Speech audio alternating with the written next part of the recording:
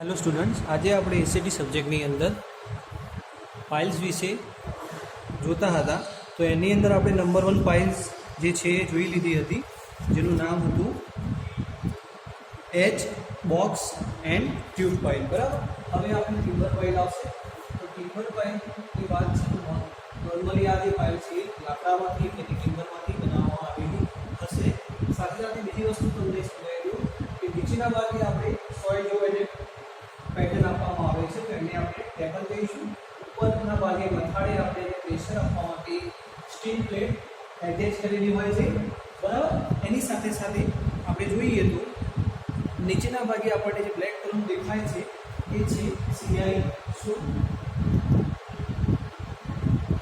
બરાબર, આનો કામ શું છે કે ગ્રાઉન્ડની અંદર બહુ ઓછા સમય અથવા તો બહુ ઓછા સમયે આપણે એડ કરી શકીએ। એટલે કે જ્યારે આપણે ગ્રાઉન્ડની અંદર એને એડ કરવાની હોય તો આપણો જે ટાઈમ છે એ બહુ ઓછો લાગે, માટે આપણે મિડલ જો છે એટલે કે જેને કહીશું સીઆઈ શું એડ કરવામાં આવે છે। હવે આના વિશે જોઈશું કે ટિમ્બર પાઇલ એટલે કે નોર્મલી જે છે લાકડામાંથી બનાવવામાં આવે છે અને એને સાગ, સાલ, દેવદાર જેવા અલગ અલગ ઝાડના લાકડામાંથી બનાવવામાં આવતી હોય છે। બરાબર, અને એને અંદર એક વસ્તુનું ધ્યાન રાખવામાં આવે છે કે વુડનની અંદર એટલે કે લાકડું જે હોય એની અંદર કોઈ પણ જાતની ગાંઠ, બરાબર, આ રીતની આપણે જોઈએ છીએ, અથવા તો કોઈ પણ જાતની તિરાડ ના હોવી જોઈએ, કેમ કે જ્યારે આપણે એને કોઈ પ્રેશર આપીશું તો એ ફેલ્ડર થવાની શક્યતા વધી જશે। બરાબર, આપણે જે પાઇલ જે છે એ ફેલ થવાની શક્યતા વધી જશે। એટલે એટલું વસ્તુ આપણે યાદ રાખવી જોઈએ છે કે જે મટીરિયલ છે કે આપણે લાકડાનો ઉપયોગ કરવાના છે એની અંદર કોઈ પણ જાતની ગાંઠ અથવા તો કોઈ પણ જાતની તિરાડ ના હોવી જોઈએ। બરાબર, લાકડાની પાઇલ નોર્મલી આપણે જોવા જઈએ તો ચોરસ અને વર્તુળાકાર પેટર્નમાં આપણે યુઝ કરતા હોઈએ છીએ। જે સર્ક્યુલર હોય છે એના માટેનું આપણને વ્યાસ આપેલો છે જે છે 30 સેન્ટીમીટરથી 50 સેન્ટીમીટર। બરાબર, 30 to 50 સેન્ટીમીટર એનો વ્યાસ આપેલો છે। બરાબર, જે ગોળ હોય છે એના માટે। બરાબર, હવે આપણે ચોરસની જોઈશું। તો જે લંબચોરસ અથવા તો જે ચોરસની વાત કરીએ આપણે તો એનું જે મથાળું હોય છે એ એની પહોળાઈના 20 ગણાથી વધારે ન હોવું જોઈએ। બરાબર, અને એના નીચેના ભાગે કાસ્ટ શૂ લગાડેલી હોય છે જે આપણે ફિગરની અંદર જોઈ શકીએ છીએ। પછી આપણને એમ કહેવામાં આવ્યું છે કે પાઇલના મથાળે એક સ્ટીલની પ્લેટ લગાવેલી હોય છે। બરાબર, જે લાકડાની પાઇલ જ્યારે આપણે ગ્રુપમાં વાપરવામાં આવે છે તે જગ્યાએ કોન્ક્રીટની કેપ પણ મૂકવામાં આવતી હોય છે। જો આપણે સિંગલ પાઇલનો ઉપયોગ કરતા હોય ત્યારે આપણે સ્ટીલ પ્લેટનો એટલે કે સ્ટીલ કેપનો ઉપયોગ કરીશું પ્રેશરથી એને ગ્રાઉન્ડમાં એડ કરવા। અને જ્યારે આપણે ગ્રુપ પાઇલ એટલે કે એક જેવી પાઇલ ઘણી બધી હોય, બરાબર, અહીંયા એક છે, બાજુમાં બીજી હોય, પછી 3rd 4th, તો એ વખતે આપણે શું કરીશું ઉપર કોન્ક્રીટ કેપ તરીકે કોન્ક્રીટનો ઉપયોગ કરતા હોઈએ છીએ। અને બે પાઇલ વચ્ચે સૌથી સારામાં સારી પહોળાઈ એટલે કે જે ગાળો હોય છે એ હોય છે એનો 90 સેન્ટીમીટર। બરાબર, સેન્ટરનો સેન્ટર ડિસ્ટન્સ એ 90 સેન્ટીમીટર રાખવામાં આવે છે જ્યારે સ્ટીલની એટલે કે આપણે કોન્ક્રીટની વાત કરીએ એ વખતે। બરાબર, અને પાઇલ ઉપર જે લોડ આવે છે એ 20 ટન કરતાં વધારે ન હોવો જોઈએ। પાઇલના ભાર કરતાં 20 ટન કરતાં વધારે ન હોવો જોઈએ। જો વધારે હશે તો આપણી પાઇલ શું થશે, તૂટી જશે। બરાબર, હવે જે લાકડાની પાઇલ જે છે એ વાપરવાના ફાયદા શું છે, કેમ કે પાઇલ આપણે એમ વિચારીએ છીએ કે લાકડું જે છે એ પાણીના સંપર્કમાં આવવાથી શું થશે, બગડી જશે। બરાબર, પણ એની સામે આપણને એમ પણ કીધું છે કે આપણે કયું લાકડું વાપરવું જોઈએ, સાગ, સાલ, દેવદાર, બાવળ, બરાબર, એ ઝાડનું વાપરવું જોઈએ જેને પાણીની બહુ જલ્દી અસર ના થાય। તો સામે સામે આપણને એ પણ વસ્તુ જોવા મળશે કે આની જગ્યાએ આપણે કોન્ક્રીટનો ઉપયોગ કરીએ અથવા તો સ્ટીલનો ઉપયોગ કરીએ તો બેટર રહેશે। એ માટે આપણે એડવાન્ટેજીસ આપેલા છે એ જોવા પડશે। તો એડવાન્ટેજીસની અંદર આપણને એમ કહેવામાં આવ્યું છે કે જ્યારે લાકડું સહેલાઈથી ઉપલબ્ધ હોય, બરાબર, એ જગ્યાએ આપણે આ પાઇલનો ઉપયોગ કરી શકશું, કેમ કે આપણને સસ્તું પડતું હોય, નજીકમાં હોય, ટ્રાન્સપોર્ટેશન ખર્ચ બચતો હોય, તો આપણા માટે સરળતા એ રહેશે કે આપણે આવા લાકડાનો ઉપયોગ કરીએ। પછી સેકન્ડ આપ્યું છે કે વજનમાં હલકું હોવાથી એને એક જગ્યાએથી બીજી જગ્યાએ સરળતાથી લઈ જઈ શકાય છે। પછી 3rd નંબર આપ્યું છે કે પાઇલની લંબાઈમાં વધારો અથવા તો ઘટાડો સરળતાથી અને ઓછા ખર્ચે થઈ શકે છે। બરાબર, પાઇલ જ્યારે લંબાઈની જોતી હોય તો એ પ્રમાણે આપણે કટ કરીશું, જ્યારે શોર્ટ જોશે ત્યારે આપણે ઓછી લંબાઈની પાઇલને પણ ઉપયોગ કરી શકીશું. પાઇલ જમીનમાં ઉતારતી વખતે કોઈ વધારે મશીનરીની અથવા તો કોઈ સુપર કુશળ કારીગરની જરૂર નથી, અથવા તો કોઈ સુપરવિઝનની પણ જરૂર એટલી બધી ખાસ રહેતી નથી. બરાબર. પછી પાઇલ જમીનમાં સહેલાઈથી ઉતારી શકાય છે. બરાબર, કેમ કે આગળ શું લગાડેલું છે એટલા માટે. અને જરૂર પડે તો પાઇલને પાછી બહાર પણ ખેંચી શકાય છે. સ્થિતિસ્થાપક હોવાથી ગમે તે પ્રકારના અને ગમે તે ડાયરેક્શનમાં પણ એને ગ્રાઉન્ડની અંદર એડ કરી શકાય છે. ચાહે આપણે એને ઇન્ક્લાઇન પણ એડ કરવી હોય તો ગ્રાઉન્ડની અંદર એને ઇન્ક્લાઇન પણ એડ કરી શકીએ છીએ. પછી સ્થિતિસ્થાપક હોવાથી એના ઉપર જે બળ લાગશે, પાર્શ્વીય બળ લાગવાની શક્યતા હોય તેવી જગ્યાએ આપણે વધારે યુઝ કરીશું. જે જગ્યાએ લેટરલ ફોર્સ, અલગ અલગ ફોર્સ લાગતા હોય ગ્રાઉન્ડ પ્રમાણે, બરાબર, સોઇલના પ્રેશર પ્રમાણે. તો આમાં આપણને એમ કીધું છે કે જે જગ્યાએ આપણને પાર્શ્વીય બળ લાગતા હોય તો એ જગ્યાએ આપણે આ પાઇલનો ઉપયોગ સરળતાથી કરી શકીએ.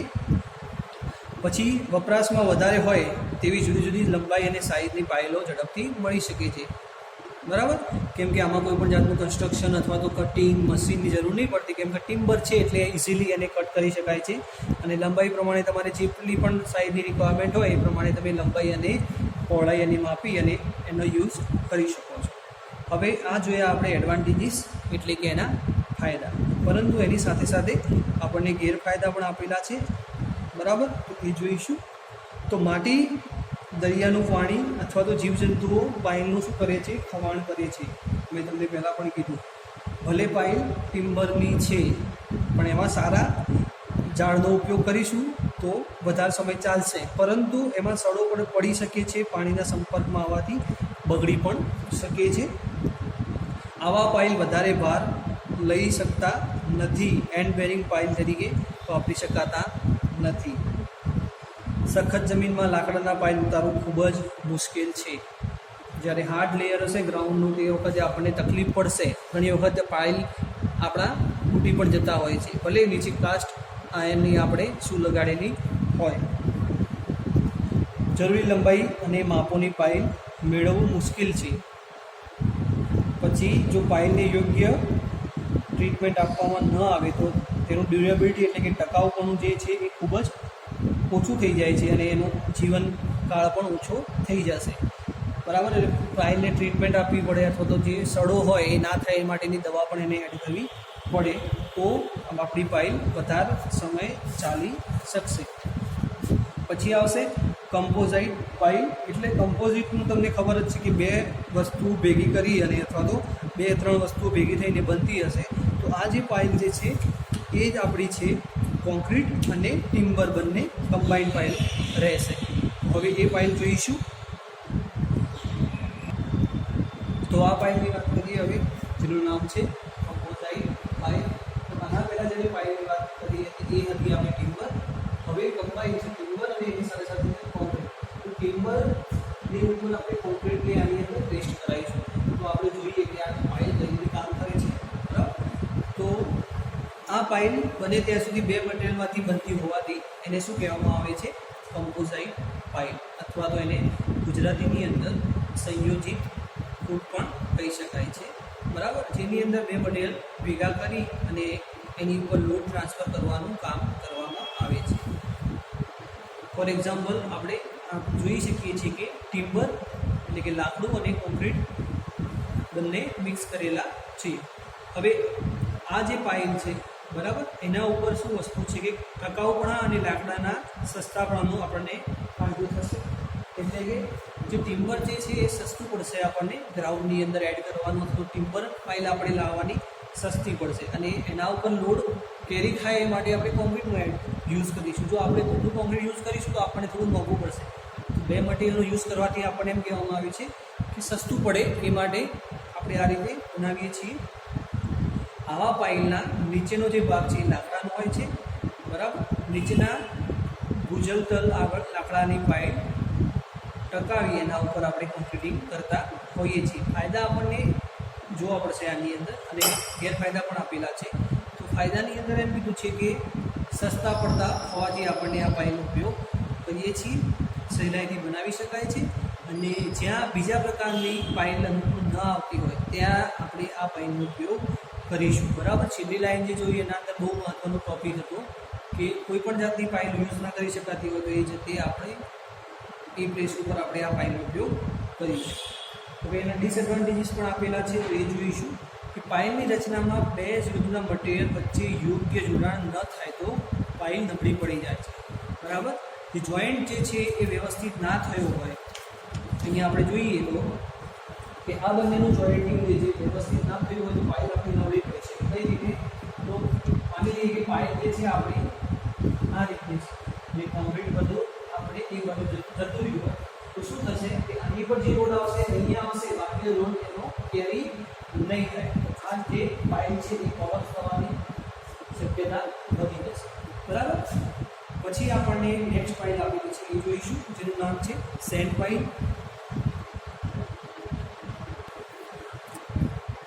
સેન્ડ પાઇલની અંદર આપણે જે આગળની કમ્પોઝિટ પાઇલ જોઈ એ રીતનું જ કામ છે, પરંતુ આની અંદર સેન્ડનો ઉપયોગ થયો છે અને કોન્ક્રીટનો ઉપયોગ થયો છે. જ્યારે આગળની જે પાઇલ જોઈએ એની અંદર શું હતું? કોન્ક્રીટ તો હતું પણ સાથે સાથે નીચે શું હતું? ટિમ્બર હતું. બરાબર. તો આ પાઇલની અંદર 1 મીટર સુધી ડેપ્થ આપણે કોન્ક્રીટની કરીશું ગ્રાઉન્ડ લેવલથી. બરાબર. અને એને 300 mm પર બહાર નીકાળીશું. 1 મીટર આપણે ટોપથી 1 મીટર સુધી માપ છે, એના પછી આપણે એની અંદર સેન્ડ કરીશું. તો સેન્ડ પાઇલની અંદર હવે આપણે જોઈએ તો આ પ્રકારની પાઇલમાં જમીનમાં શું કરવામાં આવે છે? એક હોલ કરી તેમાં રેતી ભરવામાં આવે છે. જો રેતી ઘેરાયેલ રાખવામાં આવે, બરાબર, તો જે એની બેરિંગ કેપેસિટી જે છે એ ઇનકોમ્પ્રેસિબલ બની શકે છે. બરાબર. એટલે આપણે આ રીતે કામ કર્યું છે તો એની બેરિંગ કેપેસિટી ઇનકોમ્પ્રેસિબલ બની શકે છે સેન્ડના કારણે. રેતીની પાઇલનો વ્યાસ સામાન્ય રીતે 30 સેન્ટીમીટર રાખવામાં આવે છે. જે પાઇલ જે આપણે જોઈએ છીએ ગ્રાઉન્ડની અંદર સેન્ડવાળી પાઇલ જે છે એની માટે કીધું છે કે એનો વ્યાસ 30 સેન્ટીમીટર જેટલો હોય છે. જમીનમાં લાકડાની પાઇલ અથવા તો ઓગર અથવા તો બંધ છેડાવાળી પાઇલ ઉતારીને હોલ કરવામાં આવે છે. કેમ કે આની અંદર આપણે હોલ કરવાનું રહેશે, પછી સેન્ડ એડ કરવાની રહેશે. એવું નહીં કે ગ્રાઉન્ડમાં જે મટીરિયલ હોય એના ઉપર આપણે કોન્ક્રીટિંગ કરી દઈશું.